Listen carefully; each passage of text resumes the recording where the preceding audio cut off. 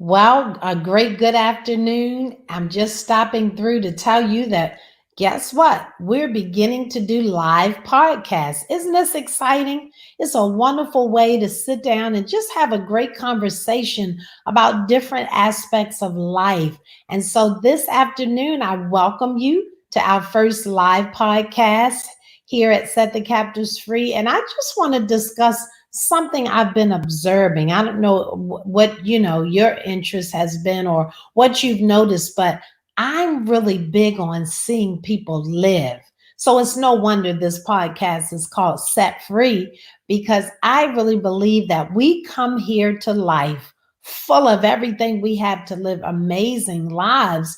But sometimes life can talk us out of who we are, what we're here to do, and even make us doubt our very identity. So I want to talk this afternoon just about thriving or surviving because I noticed in my travels over the past 20 plus years, particularly in and out of different cultures and different church settings and things like that, I have not met enough people who are really living. I've met some beautiful people. I've met some passive, laid back folk. I've met some folks who have kind of accepted whatever life threw at them. But I want to meet more people, man, who are really living this John 10:10 life. You know, Jesus said, I come that you might have life and have it more abundantly. And so I'm looking for the abundant livers. Are y'all out there? I know you have to be out there, but I want to help somebody who's not living that so that I can encourage you to really go for all that God has created for you. You know, oftentimes if you watch children, children are so innocent and so pure. Children will show you, if you pay attention, they'll show you who they are by their actions, by what they do regularly. Like I watch my grandkids. My granddaughter walks around singing constantly. She just, I mean, and can sing. And so, you know, what she's telling us, she's giving off clues. I can sing, I can act. And so I often wonder how many of us, as we were kids, those cues were kind of missed. Not intentionally, because our forefathers, they were just trying to survive. They were trying to keep a roof over our heads and some food on the table. But I think a lot of our cues were missed. I think we gave off cues to people around us, and they just, for whatever reason, just didn't really have that focus or that knowledge to pick up on what we were trying to do. So I find that a lot of us after the age of 18, we're trying to get somebody's attention to say, this is who I am. Please, please, please, somebody come help me. And so I noticed early on when every year when school would close, I would be the one hanging around the classroom, waiting for the teachers to give away stuff. Anybody out there remember that last day of school? They would take down the chalk things on the display boards. They would give away chalk and crayons. And I love, oh my God, remember the sentence strips? So I was that kid who hung around the classroom every year. And I would wait for gifts, things to be given out. And guess what I would do with them? You got it. I would take them home, and all summer long I would play school. And of course, I was the teacher. I was the teacher. So I would have the people on my block. I would say, "Okay, y'all sit down. I'm going to instruct you." So when I did that, that was a cue to who I was.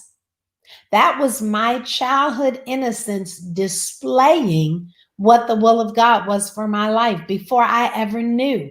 And so, of course, I grew up and I did the traditional thing. I grew up, went to college, graduated, got married, had children, and bam, divine dissatisfaction caught me. Have you ever had divine dissatisfaction? That's the name I give it. That's when everything in your life is going fine, but yet there's like this ache or this gnawing feeling down inside that something's just missing. So, have you ever had every reason in life to be happy, but you're still unhappy? Have you ever, things have been going fine and well, and some people would love your life, but yet you feel like something's not there? So that knowledge, that this knowledge of divine dissatisfaction really took root in me. And I began to understand that you can live and not, you can be here breathing and existing, but not really living. You can be here and just merely survive, but not be thriving or flourishing at all. And I'm telling you, man, when I got hold of that, I'll tell you what really did it for me. I was in a meeting in my early 20s, and I'd heard the word destiny before, but not really heard it. And I was sitting, it was Dr. Miles Monroe. He was ministering and he was talking about destiny. And I was like, oh man, I didn't know there was a destiny for my life. Is there one? And I began to pray about that thing and really seek clarity from God about who am I and what should I be doing? And that's when the Lord began to show me that I was not only a pastor, but I was a biblical teacher, someone called and anointed and gifted from birth to teach, to break stuff down and make it really simple for people to understand, which is so much fun, by the way. I love when a light bulb comes on and people get it. Man, that's my joy. And so years ago, probably back as far as 5 years ago, I kept saying, I want to do online teaching. I want to teach online. I felt like I was doing the maximum at my church, and I love that. But I felt like I needed to reach more people. And so, sure enough, the pandemic, though this is a rough season, and hey, I don't like it any more than anyone else does, but it did give me an opportunity to be still long enough to really tap into some other things that were inside of me, some potential that had not been used. So I started this online class back in July, and I said, well, this is going to be fun. I'll do a little online class with about 10 people, and that'll be that. So, God always does exceeding and abundantly above all we ask or think.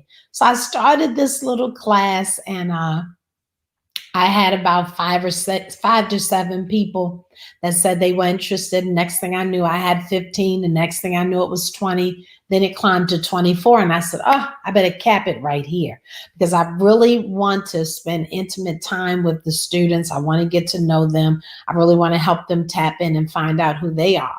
Because you do know that most of the population lives in reverse.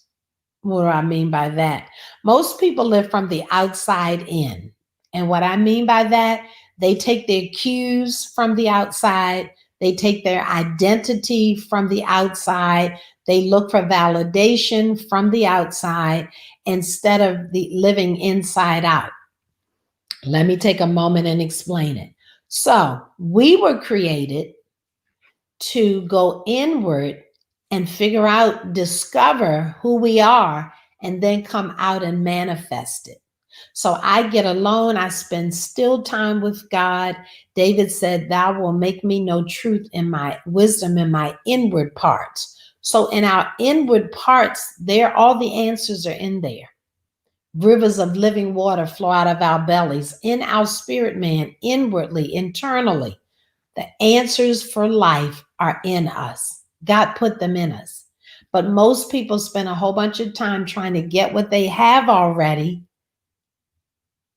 from the outside. It reminds me of the scarecrow in The Wizard of Oz. He wanted a heart. He had one all along.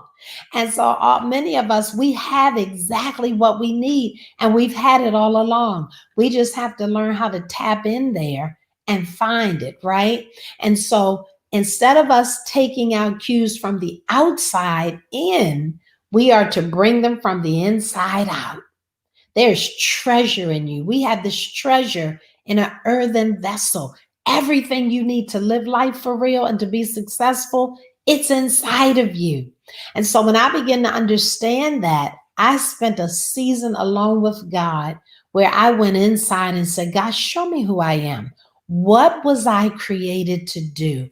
What am I here for? Because everything God creates has purpose. I mean, everything, even those little tiny gnats that get on our nerves and fly in our eyes in the summertime. Everything God created has purpose, and it has purpose in it.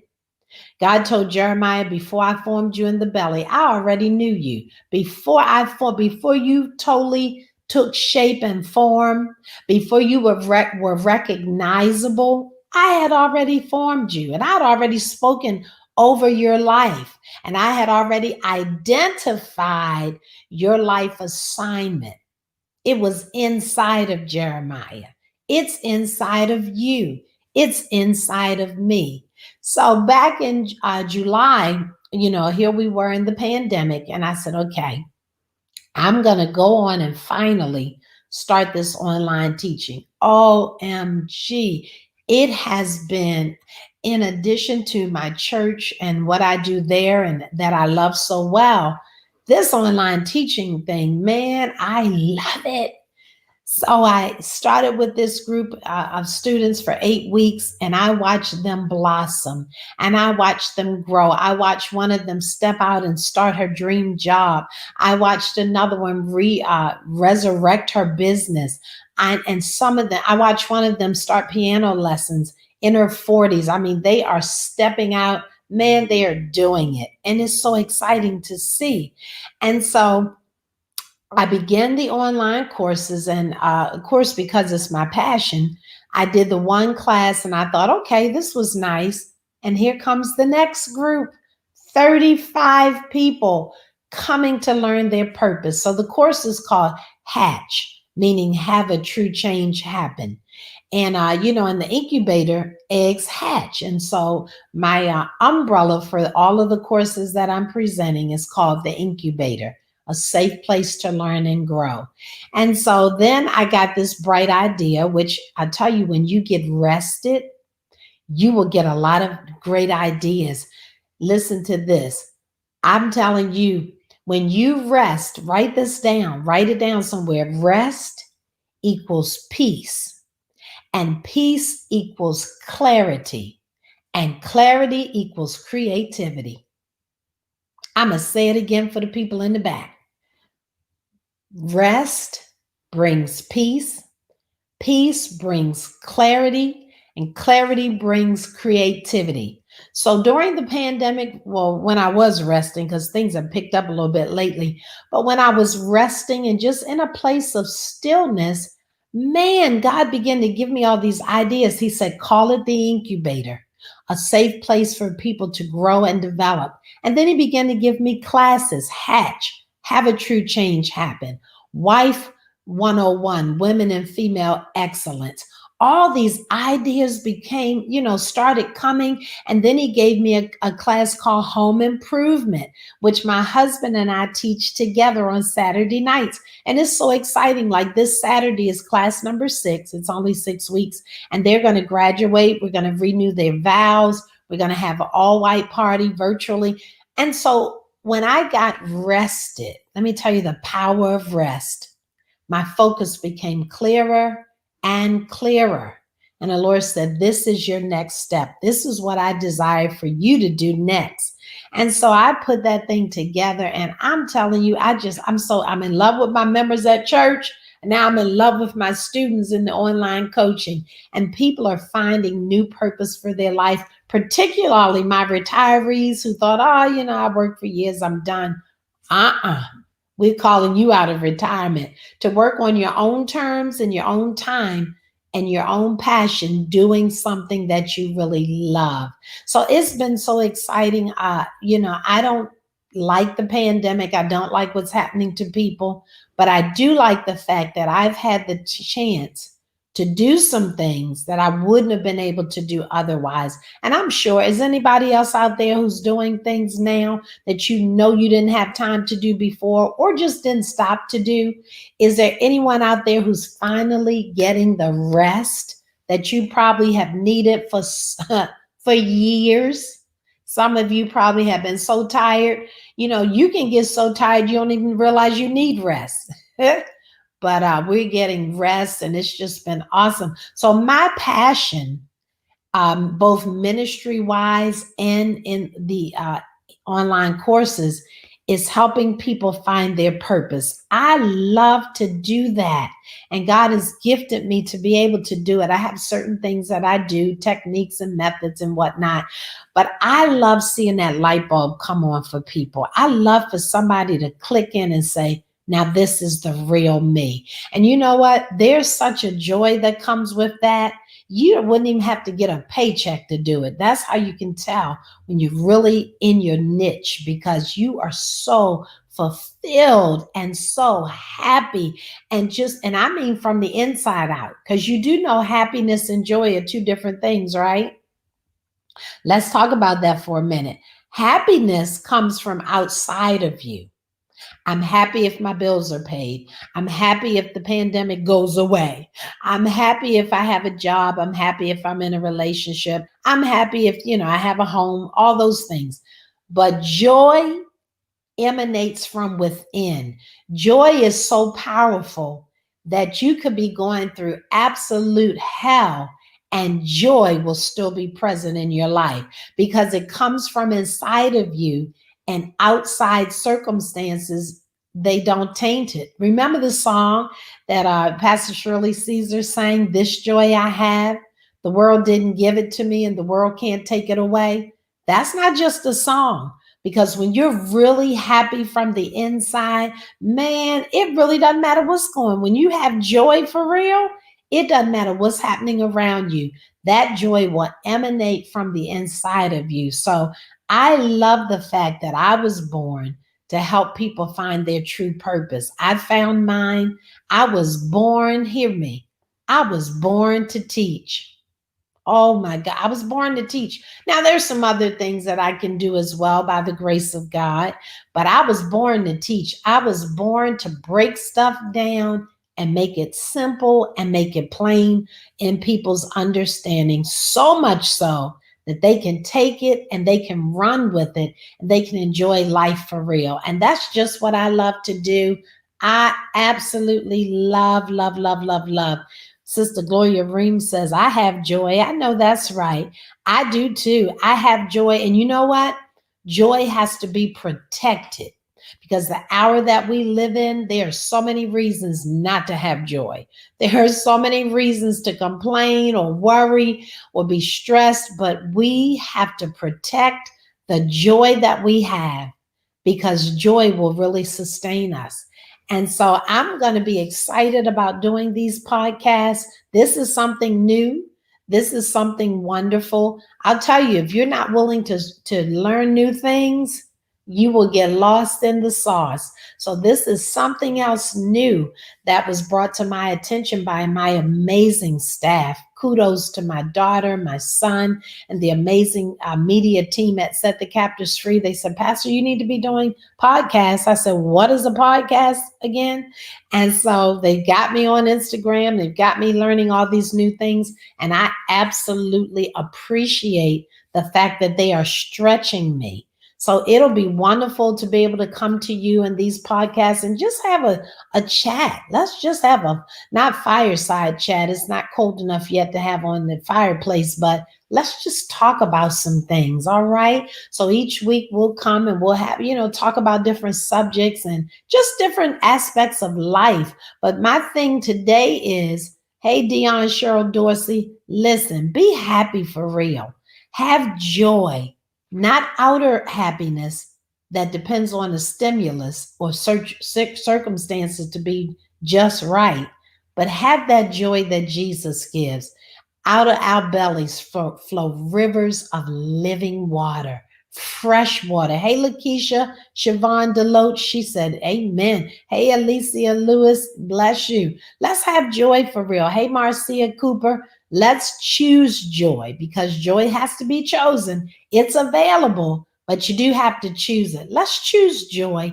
Let's choose to live life on purpose, in purpose, and for a purpose. So I encourage you today, get along with God and ask him, Lord, what was I created for? I know you didn't just put me here. All right. So when it comes to my incubator classes, individuals who want more out of life come to me when they're ready to shift into purpose and when they want to live more intentionally. And Taking my classes causes them to end up with one serious obituary. And you say, oh, that's morbid. No. Mm-mm. What it does is it helps them focus on the end. What at the end of the day, what do I want to accomplish? At the end of the day, what do I want to be known for? At the end of the day, what is it that God desired from my life that I need to make sure I give back? I don't know about you. I'm going to my grave empty. Everything that God shows me, I'm getting it out and I'm going to do it with His grace and with His help. Tracy Postel says, I choose joy. Me too, Tracy. I choose joy. I choose joy. So if you're ready to learn how to move from surviving to thriving, Michelle says, I need that class. Michelle, meet me www.intheincubator.org. If you're ready to learn how to move from existing and barely making it to living for real, meet me in the incubator. If you're ready to implement your LIFE plan, living in full expectation, meet me in the incubator. If you're ready to overcome fear and begin that business or start that dream job or have your dream life. Yeah, Jesus said abundant life. That's a dream life. I'm living my dream life. I promise you, I wake up excited every day. In fact, today I woke up about 4:30 and I just got up. I said, well, I'm up and I'm ready. I'm ready to see what today is going to hold. Because let me tell you something. When you live life on purpose, you get up every day. Living for purpose will make you jump out the bed, not drag. You'll be like, I can't wait to get up. But if you're still taking cues from the outside, yeah, you dragging. You ain't trying to get up. You trying to sleep late. You trying to hit snooze. You trying to lay there because you're absolutely burnt out with this whole thing, right? So if you're ready to defeat procrastination and get moving, maybe you know what you should be doing, but you need someone to come alongside and help you. Let me share this, and I'm getting ready to shut it down, but let me share this. There's a difference between a life coach and a therapist. And to be honest, depending on what's happening in your life, sometimes you need both. So a therapist is necessary at seasons of our lives because a therapist will help you deal with the pain of your past that keeps you stuck. So their focus is your past and the pain of it. They help you resolve it. They help you deal with it. They help you close that thing down. A life coach deals with the potential of your future. They help you unpack what you still haven't tapped into yet and yet have to experience. So one deals with the past, one deals with the future. Now, if you're still broken up and wounded over a season in your life, you need a therapist first and then a life coach second, because the therapist will help you to be able to embrace what the life coach will reveal to you. It's just a win-win situation. So I've had both. I had a wonderful therapist who helped me get free enough to walk into what my life coach was showing me. And now I'm life coaching others and I'm having a great time doing it. Also, check out my Facebook page called The Incubator. Go on that page, some powerful stuff happening. In fact, we have a reunion in there tonight of my first class from this summer. It's going to be off the chain. So I hope you've enjoyed my first podcast. This is new for me, but I'm going to love it and enjoy it. And I want you to have an amazing day on purpose. Choose joy and have an amazing day. And I'll see you soon. Thank you for tuning in.